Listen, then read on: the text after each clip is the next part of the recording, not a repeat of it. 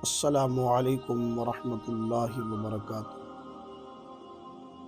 سامعین کرام،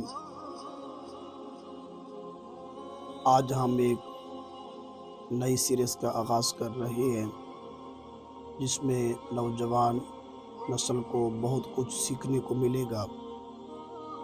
جس نے ہمارے چینل کو سبسکرائب نہیں کیا، براہ کرم ہمارے چینل کو سبسکرائب کریں۔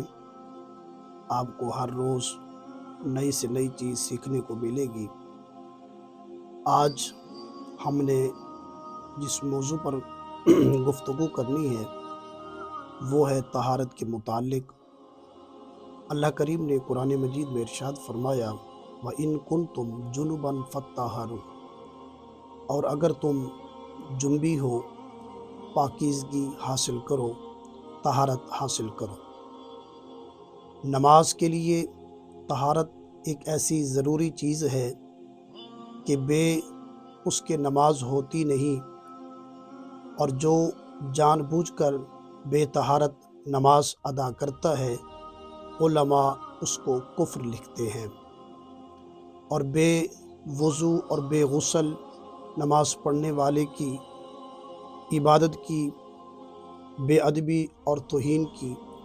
آقا علیہ الصلاۃ والسلام ایک روز نماز پڑھا رہے تھے، سورہ روم کی تلاوت کر رہے تھے۔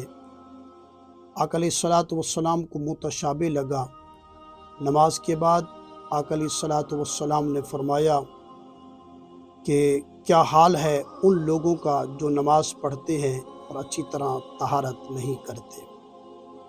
محترم المقام میرے آقا علیہ الصلاۃ والسلام کی حدیث پاک ہے، فرمایا کہ جنت کی کنجی نماز ہے اور نماز کی کنجی طہارت ہے۔ وَإِن كُنتُمْ جُنُبًا فَطَّهَّرُوا، اور اگر تم جنبی ہو تو طہارت حاصل کرو، پاکیزگی حاصل کرو۔